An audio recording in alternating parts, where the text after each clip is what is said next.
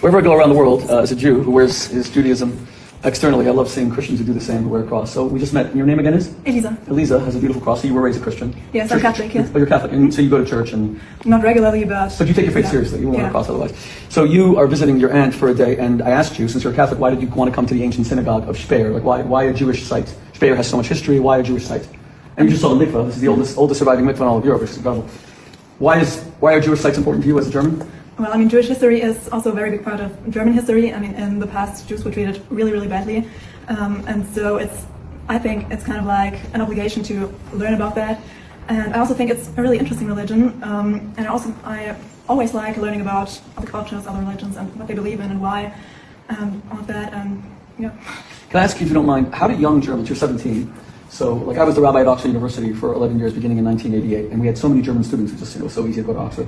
And they were experiencing this 35 years ago, deep guilt about the Holocaust. A lot of them wanted to convert to Judaism, and a lot of women, and I would have to explain to them, this is not the way to deal with, you don't have to become Jewish in order to assuage, comfort your feelings about the Holocaust. How do young Germans today feel about the Holocaust? And not just the Holocaust, because this community wasn't even destroyed in the Holocaust. Well, it was 1938, but this goes back even, almost 1,000 years of German anti-Semitism, right? The First Crusade, Second Crusades, the bubonic plague and the Black Death, etc. How do young Germans feel about that today, if I may ask? Well, I can only talk for myself and my friends and so, but I think we all feel like it was a really dark part of history. I mean, that's not arguable, of course it was.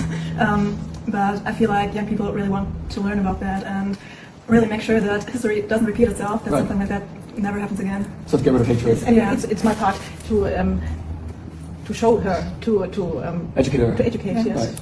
Right. See, and my final question would be, forgive me, thank you so much for your time, I really appreciate it. This is very interesting to me and to my audience.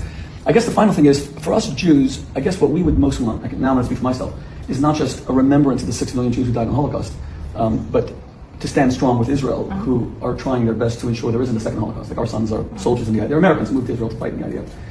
Is there an attachment of young Germans to Israel, or is there an alienation because they feel like so much of the world, Israel, is that we're doing it in Gaza, and October 7th was terrible, but how do young Germans feel about Israel? Personally, I think it's a really difficult topic. Like, I don't think I know enough about that to really judge it, but what I feel like most young people think is they're more like anti-Israel, they support Palestine. I mean, there are posters that say Free Palestine everywhere. Right. All over Germany. Yeah, and I think they don't agree with the German government that keeps sending weapons to Israel. Right. So I think the stance against Israel is bad. It's difficult here in Germany. Yeah. Okay. Yeah, that's the impression that we get. Well, it was a very honest answer. Thank you so much. It's been such a pleasure to meet you, and God bless you in every way. And I'm a rabbi who is often at the Vatican. I'm very close to the Catholic Church, and very close to the leadership of the Catholic Church. Whether it was Pope Benedict, who was a great man, he was German. He was a very close to the Jewish community. We mourned his loss. And then Pope Francis, and now an American, Pope Leo.